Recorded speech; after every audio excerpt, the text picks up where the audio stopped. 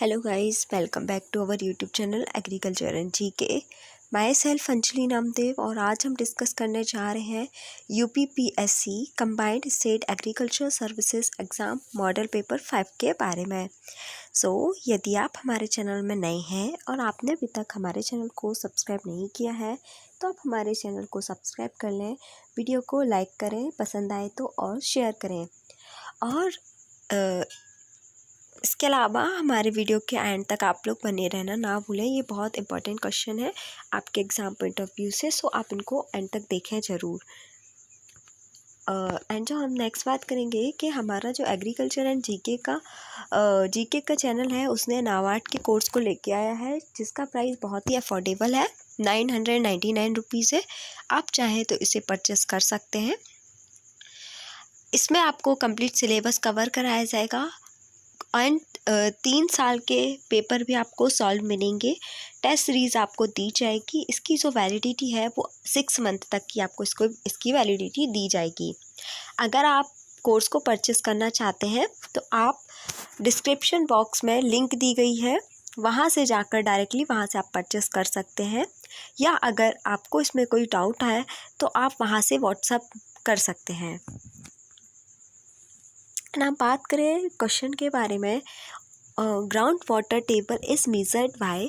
जो ground water table है वो पीज़ोमीटर से मेज़र किया जाता है। अब हम बात करें कि ग्राउंड वाटर टेबल को, जो वाटर टेबल है उसको हम लोग क्या कहते हैं, ग्राउंड वाटर टेबल भी बोलते हैं। ये क्या होता है, जो अपर लेवल होती है किसी भी अंडरग्राउंड सरफेस की, है ना, सॉयल हो गया, रॉक्स हो गया, वहाँ पे परमानेंट सैचुरेटेड वाटर रहता है और उसको हम जो मेज़र करते हैं हम उसको पीज़ोमीटर के द्वारा मेज़र करते हैं। फिर हम जो नेक्स्ट बात करेंगे तो मैक्सिमम पोर स्पेस, जो पोर स्पेस है वो कहाँ पे हमको मिलता है, किस सॉइल में मिलता है। तो हमको पोर स्पेस जो है 58% क्ले सॉइल में मिलता है। इसकी जो बल्क डेंसिटी, जैसे जैसे पोर स्पेस ज़्यादा होगा उसकी जो बल्क डेंसिटी है वो डिक्रीज़ होते जाएगी। इसकी जो पोर स्पेस है वो बहुत ज़्यादा होता है और बल्क डेंसिटी इसकी 1.1 होती है, लेकिन पोर स्पेस इसमें 58% होता है। नेक्स्ट हम बात करेंगे क्वेश्चन नंबर 3 की, which plant have C4 pathway of photosynthesis.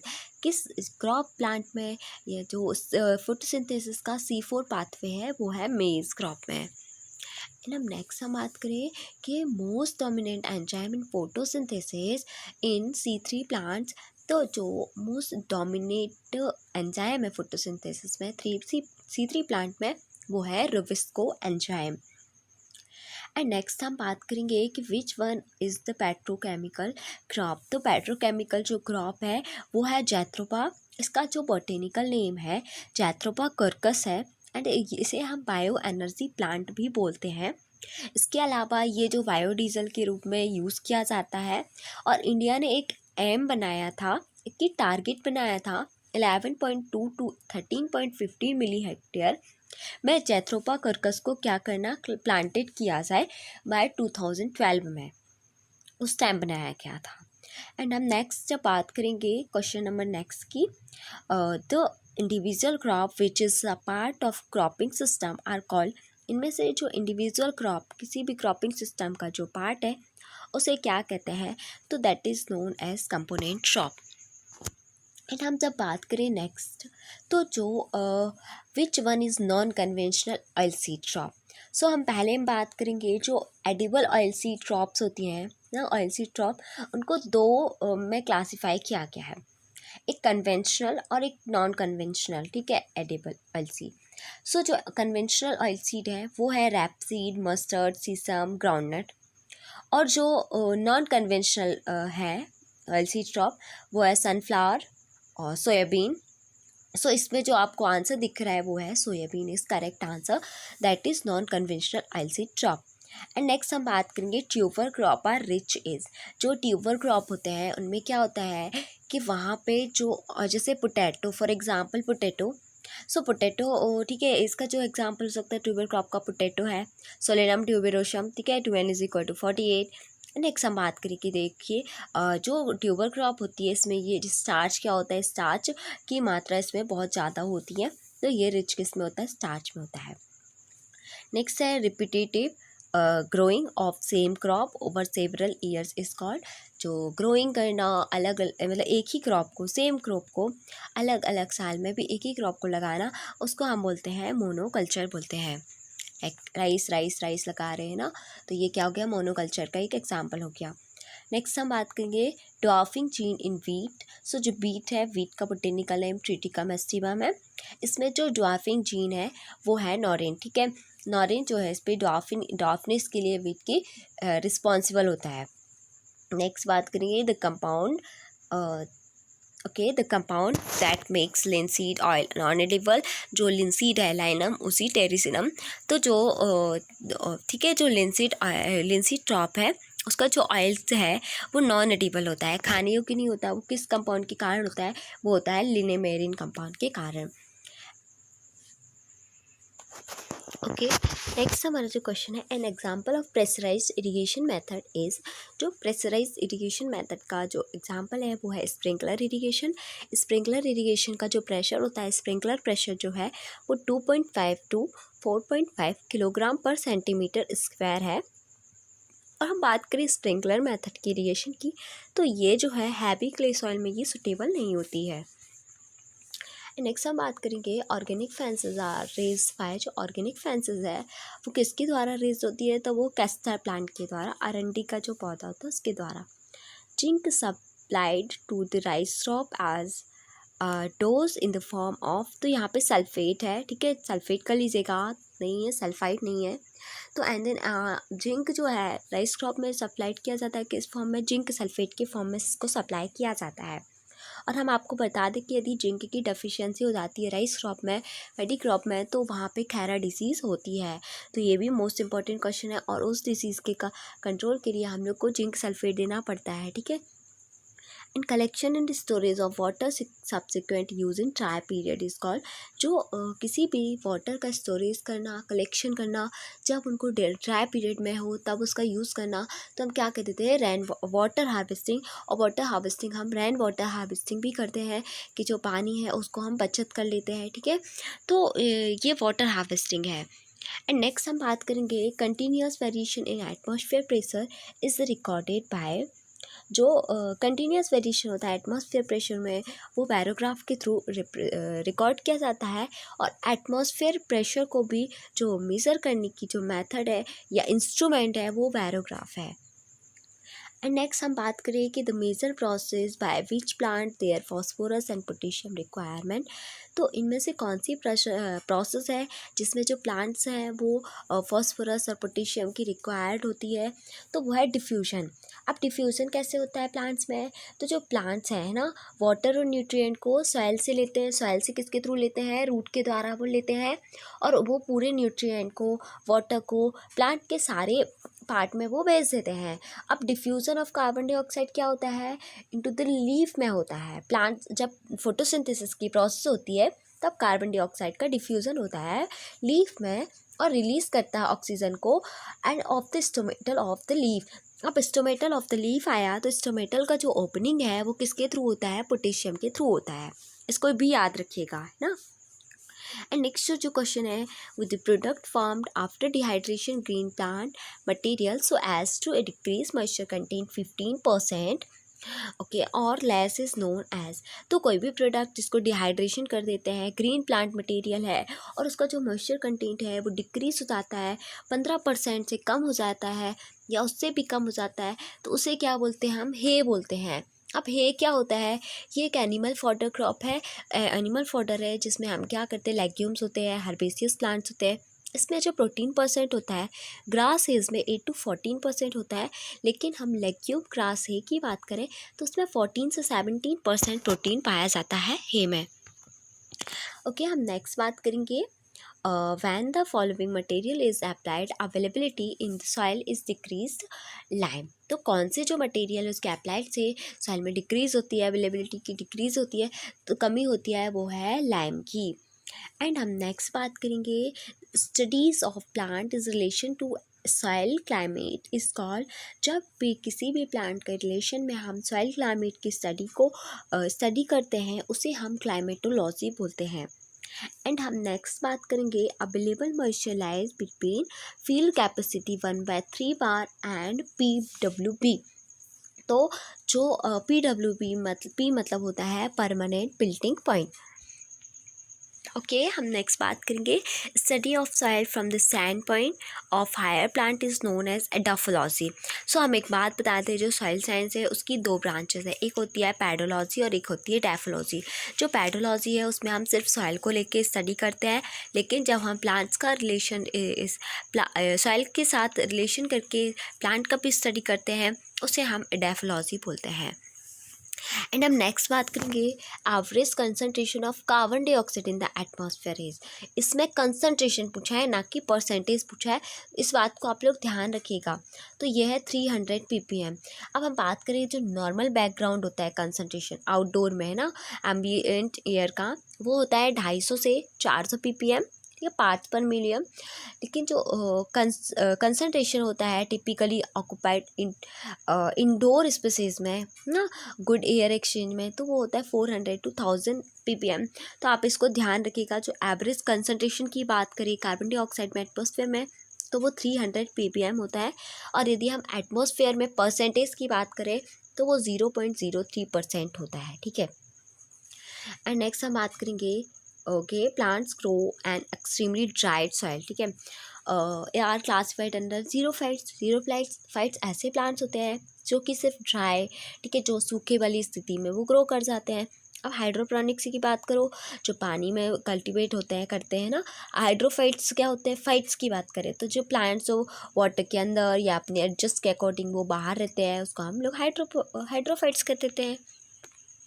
Okay, हम नेक्स्ट बात करें तो जो नेक्स्ट हमारा है विच फूड इज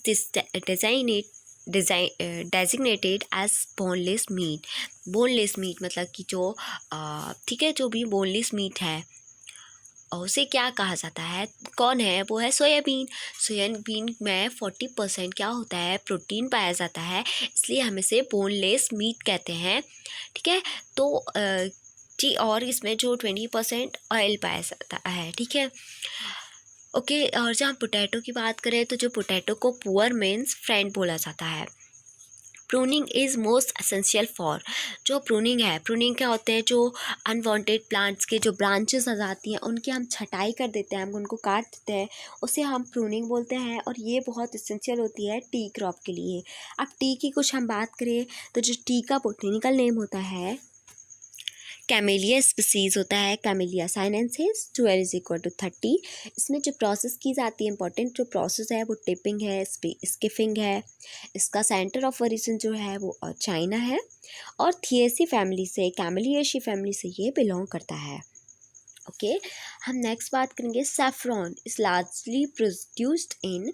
तो जो सैफरॉन है, सैफरॉन का बोटेनिकल नेम होता है क्रोकस सटाइवस और ये इरिडेसी फैमिली से बिलोंग करता है। एंड हम बात करें इसका जो लार्जली प्रोड्यूस होता है वो जम्मू एंड कश्मीर में होता है।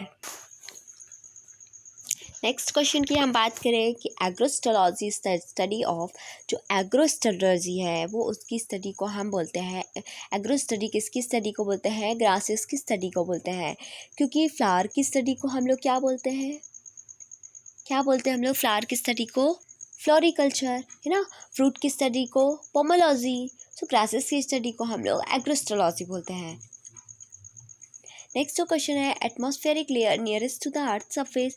जो लेयर एटमॉस्फेयर के नियरेस्ट है, तो सबसे पहले बात करें तो एटमॉस्फेयर की जो लेयर है वो stratosphere, troposphere, mesosphere, thermosphere, exosphere और आयोनोस्फेयर। तो जो इस पे आपको जो सबसे नियरेस्ट तो स्ट्रेटोस्फेयर है, लेकिन इधर पे ऑप्शन नहीं दिया, आपको दिया है ट्रोपोस्फेयर। सो ट्रोपोस्फेयर ये इसकी नियरेस्ट है और लार्ज मतलब कि फारेस्ट बोल देंगे, दूर की को जो कौन सी है वो है एक्सोस्फेयर। ठीक है, इसके अकॉर्डिंग। एंड नेक्स्ट हम बात करें कि which of the following control the initiation, cell elongation and dominance. जो इसके जो कंट्रोल करता है इनिशिएशन को, सेल एलोंगेशन को, डोमिनेंस को, वो ऑक्सिन करता है। ऑक्सिन क्या है, एक प्लांट ग्रोथ हार्मोन है जो कि नेचुरली प्लांट से ऑब्टेन होता है। एंड नेक्स्ट हम बात करेंगे the progeny of breeder seed is, breeder seed की प्रोजनी कौन है, तो वो है फाउंडेशन सीड। तो जो ब्रीडर सीड के हम कुछ बात करें तो जो ब्रीडर सीड में प्योरिटी जो होती है वो 99.5% तक प्योरिटी प्रेजेंट रहती है। इसका जो टैग होता है वो गोल्डन येलो कलर का होता है, लेकिन जबकि फाउंडेशन सीड के टैग की बात करें तो इसका वाइट टैग होता है, वाइट कलर का, ठीक है। एंड हम नेक्स्ट बात करेंगे 32 क्वेश्चन की, the basis of farm budgeting is, जो बेसिस है फार्म बजटिंग का वो क्या है, ये है कॉस्ट बेनिफिट एनालिसिस है, ठीक है। फार्म बजटिंग का जो बेसिस है वो है cost benefit analysis. Okay, next हम क्वेश्चन में मूव करेंगे, the largest T production state is, तो टी का जो सबसे ज़्यादा प्रोडक्शन स्टेट है वो है असम। सो असम में सबसे ज़्यादा टी का प्रोडक्शन होता है। इसके बाद हम बात करें तो टी के बारे में हमने पहले भी बात की है, अभी 2-4 क्वेश्चन के पहले, तो आप उसको एक बार अच्छे से देख लीजिएगा। सो वही चीज़ आकर टी का बोला गया तो आप उसको अच्छे से पढ़ लीजिएगा। एंड नेक्स्ट हम बात करेंगे the plant nutrient which is translocation of sugars and starch, इनमें से जो कौन सा न्यूट्रिएंट है ट्रांसलोकेशन शुगर के और स्टार्च के लिए रिस्पॉन्सिबल है, तो वो है पोटेशियम। और रिस्पॉन्सिबल भी है ये किसके लिए, स्टोमेटल ओपनिंग के लिए भी पोटेशियम रिस्पॉन्सिबल है, ठीक है। और हम कुछ बात करें इसकी तो ये जो होता है ये ट्रांसपिरेशन को भी रिड्यूस कर देता है। इसके अलावा इसको ट्रैफिक पुलिसमैन भी कहा जाता है। ओके, सो हम नेक्स्ट क्वेश्चन में मूव करेंगे, वो है हमारा mycorrhiza is associated with what of plant, मतलब कि व्हाट पार्ट ऑफ प्लांट्स के किस पार्ट में एसोसिएट करता है, तो माइकोराइजा एक प्रकार की फंजाई है और ये रूट्स के साथ अटैच्ड होता है। ओके, ये सिम्बायोटिक एसोसिएशन है किसके बीच में, ग्रीन प्लांट्स और फंगस के बीच का। ओके, नेक्स्ट हम बात करेंगे तो the most suited nitrogen fertiliser for two, so जो मोस्ट सूटेड नाइट्रोजन फर्टिलाइज़र है वो है अमोनियम सल्फेट। अमोनियम सल्फेट में जो नाइट्रोजन परसेंट है वो होता है 20.6, और ये जो है ओल्डेस्ट नाइट्रोजन फर्टिलाइज़र है, बेस्ट होता है टॉप ड्रेसिंग के लिए राइस में, ठीक है। अब यूरिया भी दिया है तो इसके में 46% नाइट्रोजन रहता है, कैल्शियम नाइट्रेट में 15.5% नाइट्रोजन रहता है, अमोनियम क्लोराइड में 26% नाइट्रोजन होता है। Okay, what percent water loss through transpiration in plants, कितना परसेंट लॉस होता है वाटर का ट्रांसपिरेशन, ठीक है। ट्रांसपिरेशन मतलब क्या होता है, losses of water from the aerial part of the plant, ठीक है। तो क्या होता है 90% तक इसमें होता है, हाँ, वाटर लॉस। और ट्रांसपिरेशन रेट को कौन रिड्यूस कर सकता है, मतलब कि स्टोमेटल ओपनिंग कौन करता है, पोटेशियम, तो वो भी एलिमेंट रिक्वायर होता है ट्रांसपिरेशन के लिए। Optimum temperature for warm season crop ranges, जो वार्म सीजन की जो गर्मी के टाइम की जो क्रॉप्स है ना उनके लिए ऑप्टिमम टेम्परेचर कितना रिक्वायर होता है, तो वो होता है 30 to 38 degree Celsius. Okay, temperature absolute zero is, temperature absolute zero होगा 273 केल्विन, ठीक है, केल्विन है यहाँ पे, सब कंफ्यूज नहीं होगा। एंड नेक्स्ट हम बात करेंगे the C ratio and in the organic matter of the furrow slice upper 15 centimeter top layer of arable soils commonly ranges from, so पहले तो बात करें कि जो C/N है ऑर्गेनिक मैटर में फरो स्लाइस की है ना, तो जो एरेबल सॉइल है उसमें कितना होता है, तो 8:1 से 15:1 तक होता है। लेग्यूम्स में बात करें तो 20:1 से 30:1 होता है C/N, और सॉ डस्ट में सबसे ज़्यादा होता है 400:1। नेक्स्ट जो क्वेश्चन है, विच of the following element is not involve in the maintenance of charge balance in plant, तो कौन सा चार्ज बैलेंस में मेंटेनेंस इन्वॉल्व नहीं होता है, तो कार्बन का, ठीक है। अब पोटेशियम प्लांट, नेक्स्ट क्वेश्चन है कि the form in which potassium is observed by plants is, किस फॉर्म में पोटेशियम ऑब्जर्व किया जाता है प्लांट्स में, तो वो है पोटेशियम प्लस, ठीक है, potassium positive ion. Okay, next हम बात करेंगे the availability of soil nutrients to plant is drastically influenced by soil pH के थ्रू, न्यूट्रिएंट की जो अवेलेबिलिटी होती है इन्फ्लुएंस्ड होती है। अब पीएच की जो पीएच टर्म किसने दिया था, पीएच गिवन बाय सोरेनसन ने, ठीक है। ओके, नेक्स्ट हम बात करेंगे the essential element required by the nitrogen fixing bacterium rhizobium is. जो एसेंशियल एलिमेंट कौन सा रिक्वायर होता है? मॉलिब्डेनम। अब मॉलिब्डेनम की डिफिशियंसी से क्या होता है आपको पता है? विप्टेल होता है। विप्टेल किस में होता है? कॉलीफ्लावर में। ओके, नेक्स्ट हम बात करेंगे the plant nutrient which helps translocation of starch and sugar. मैंने इसके बारे में भी पहले बात कर चुकी है, आप लोग अच्छे से देखिएगा। पोटेशियम जो है इसके लिए रिस्पॉन्सिबल है। ओके, नेक्स्ट हम बात करेंगे विच of the following is not an essential plant nutrient element. तो पहली तो बात हम कर ले, हमें पता होना चाहिए एसेंशियल प्लांट न्यूट्रिएंट कितने हैं। वो हैं 17 है। ठीक है, आपको नाम भी पता होना चाहिए। तो वो है CHO carbon hydrogen oxygen, NPK nitrogen phosphorus potassium, है ना। फिर calcium magnesium sulphur, iron magnesium manganese, copper boron zinc molybdenum, और लास्ट में जो है नया जो ऐड हुआ है एलिमेंट वो है निकेल। सो इसमें एसेंशियल कौन नहीं है? आपको देख रहे हो अपने अभी तक 3 का मॉलिब्डेनम है, मैग्नीज है, जिंक है, एल्यूमिनियम नहीं था। Aluminium is right answer. Okay, mycorrhiza is associated with which part of the plant? Roots के थ्रू। और ये जो माइकोराइजा है वो सिम्बायोटिक एसोसिएशन है किसके साथ? ग्रीन प्लांट और फंगस के साथ। Element having a role in ionic osmotic balance, enzyme activation, catalytic function. देखो इस पर बहुत ज़्यादा पोटेशियम से पूछा गया है। देखो रहे हो आप पोटेशियम से कितने रिलेटेड क्वेश्चन पूछ दिए गए, तो आप इनको भी पढ़िएगा कि जो भी एलिमेंट्स हैं ना, तो ये पोटेशियम है ना। इसका आंसर पोटेशियम है। उसके बारे में भी पहले बताया कि इस मेटल के लिए रिस्पॉन्सिबल है ना। और इसके अलावा हम एक बात और बता दें, हमारे जो नाबार्ड की क्लासेस है वो चल रही हैं। आप यदि नाबार्ड एग्ज़ाम की प्रिपरेशन को क्लासेस को देखना चाहते हैं तो वीडियो डिस्क्रिप्शन में आपको लिंक दी गई है, आप उसे भी जाकर देख सकते हैं। तो हम जो बात कर रहे थे हम वहाँ पे बात करेंगे। Next question, the form in which sulphur is absorbed plant is sulphate. ठीक है, SO4 2 माइनस। Then nutrient taken by plant is in reduced are. So nutrients है प्लांट के द्वारा जो लिए जाते हैं वो रिड्यूस होते हैं किस पे? आयरन और मैग्नीज में।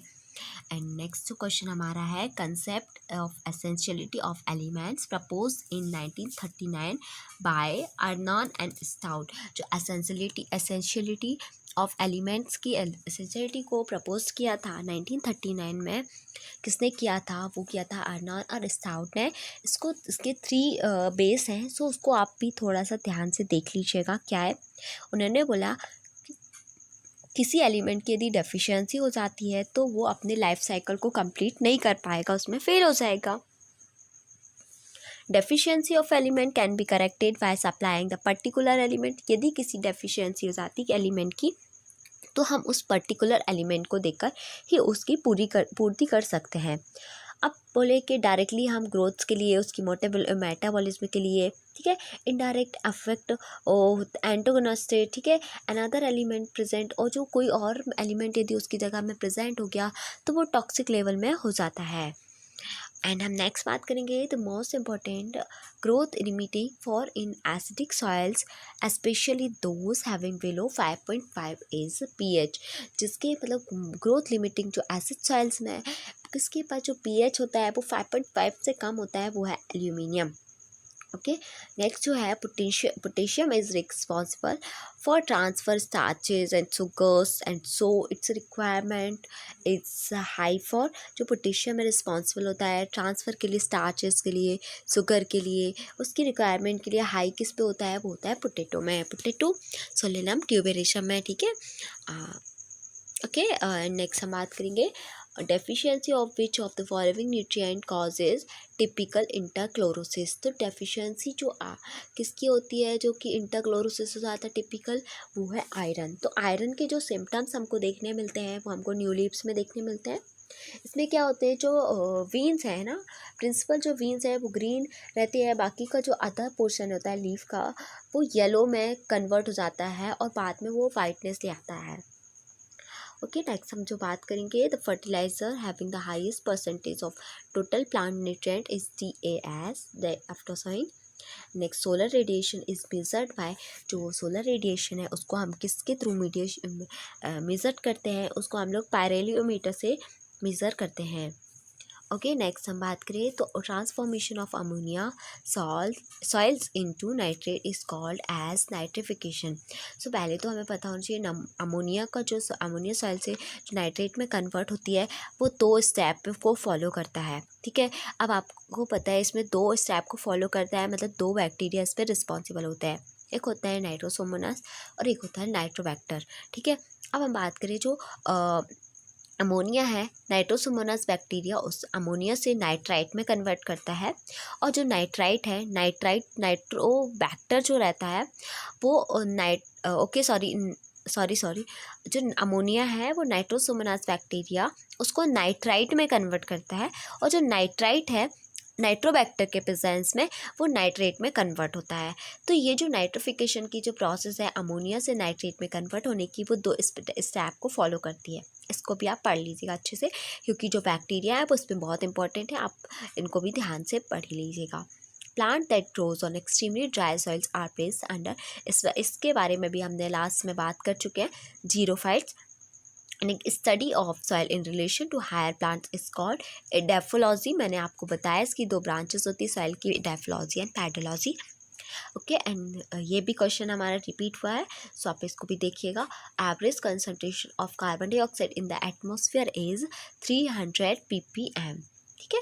Capillary movement of water is completed by, जो कैपिलरी मूवमेंट होता है वाटर का वो कम्प्लीमेंटेड होता है किसके द्वारा, रूट एक्सटेंशन। एंड नेक्स्ट हम बात करेंगे PF is a measure of, PF किसके मेज़र के लिए है, किसको मेज़र करता है, वो है सॉइल मॉइस्चर। एंड नेक्स्ट हम बात करेंगे क्वेश्चन नंबर 64 की, सो है Chenopodium album is the scientific name of, बथुआ का साइंटिफिक नेम है Chenopodium album. Okay, and next which food is designated as boneless meat, soybean. Okay, homogeneity of experimental material is expected in CRD। CRD का full form है completely randomized design।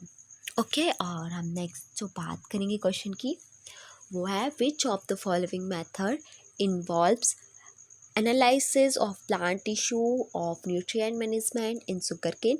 जो भी method को involve करते हैं plant tissue के analyse के लिए न्यूट्रिएंट मैनेजमेंट में सॉइल में सुगरकेन में, उसे हम बोलेंगे रिफर्स करेंगे crop logging. Okay, and next हम बात करें phosphorus availability to plant is the maximum in pH range. जो फॉस्फोरस की अवेलेबिलिटी है प्लांट्स में वो कितने रेंज तक में है, वो 6.0 से 6.5 है। एंड नेक्स्ट हम बात करेंगे herbicide related to substituted urea group से सब्स्टिट्यूटेड हर्बिसाइड है आइसोप्रोट्यूरॉन। ओके, सो हम नेक्स्ट में बात करें तो वो है herbicide which can be applied before planting pre sowing, तो वो है फ्लूक्लोरेलिन। जो हर्बिसाइड है उसको हम लोग बिफोर सोइंग के पहले अप्लाई करते हैं। Which is contact and non selective and, ठीक है, persistent herbicide in the soil is पैराकॉट। जो है वो कंटैक्ट है, नॉन सेलेक्टिव हर्बिसाइड है सॉइल में। ओके, एंड हम बात करेंगे लोरेंथस की। सो लोरेंथस एक पैरासाइट ब्रीड है किसका, जो लोरेंथस जो पार्शियल स्टम पैरासाइट ब्रीड है, सॉरी वीड है, जो कि मैंगो का एक वीड है। मैंगो का बोटेनिकल नेम क्या होगा, मैंजीफेरा इंडिका। ओके, नेक्स्ट हम बात करेंगे the following is an example of crop bound weed का जो एग्जाम्पल है वो है कस्कोटा अमरवेल। Okay, microorganism responsible for non symbiotic nitrogen fixation in plant. तो एक बात इस पे बात करें तो माइक्रो ऑर्गेनिज्म की बोला है, आप इसको देख लेते हैं। माइक्रो ऑर्गेनिज्म रिस्पॉन्सिबल है नॉन सिम्बायोटिक के लिए, तो जो सिम्बायोटिक के लिए है वो माइकोराइजा, राइजोबियम, नाइट्रोबैक्टर, लेकिन जो नहीं है नॉन सिम्बायोटिक है वो है एजोटोबैक्टर। ओके, तो मैं ये बोल रही थी कि जो सिम्बायोसिस के लिए नाइट्रोजन फिक्सेशन के लिए रिस्पॉन्सिबल जो एलिमेंट है, ठीक है, वो है मॉलिब्डेनम, ठीक है।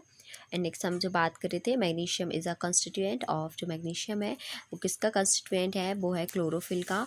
सो क्लोरोफिल में मैग्नीशियम बहुत ज़रूरी रहता है। इसके अलावा हम एक बात और करें इस पर, तो जो सेल वॉल है, सेल वॉल के लिए कंस्टिट्यूएंट के लिए कौन सा एलिमेंट रिस्पॉन्सिबल है, वो है कैल्शियम, ठीक है। ओके एंड नेक्स्ट बात करेंगे the most efficient micro nutrient in the Indian soil में सबसे बहुत ही कम माइक्रो न्यूट्रिएंट कौन है? जिंक है।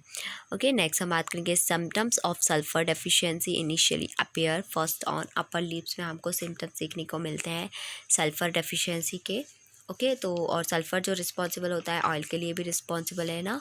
सो और जो सल्फ़र की डेफिशिएंसी से क्या हो जाता है, जो लीव्स है वो स्मॉल हो जाती है, वीन्स जो होते हैं पेलर हो जाते हैं, इंटरवेंशनल जो पोर्शन होता है उसका वो पेल हो जाते हैं। ठीक है। ओके नेक्स्ट हम जो क्वेश्चन हमारा बात करेंगे the nutrient needed for energy transformation के लिए कौन सा न्यूट्रिएंट रिस्पॉन्सिबल है या ठीक है ज़रूरत पड़ती है उस न्यूट्रिएंट की, वो है फॉस्फोरस। एंड नेक्स्ट हम जो बात करेंगे क्वेश्चन नंबर 79 की nutrients essential for oil synthesis in plant. जो प्लांट्स में ऑयल सिंथेसिस के लिए जो प्लांट में न्यूट्रिएंट रिस्पॉन्सिबल है एसेंशियल है वो है सल्फ़र। सो सल्फ़र जो है फ्रूट राइपन के लिए भी रिस्पॉन्सिबल है, एसेंशियल है। ठीक है। एंड इसके जो डेफिशिएंसी सिम्टम्स हैं आपको अपर लिप्स में देखने को मिलते हैं। ओके तो एंड नेक्स्ट जो लास्ट हमारा क्वेश्चन है वो 80 number question the component of biosuper is. Biosuper का जो कंपोनेंट्स है वो है rock phosphate plus sulphur oxidising bacteria.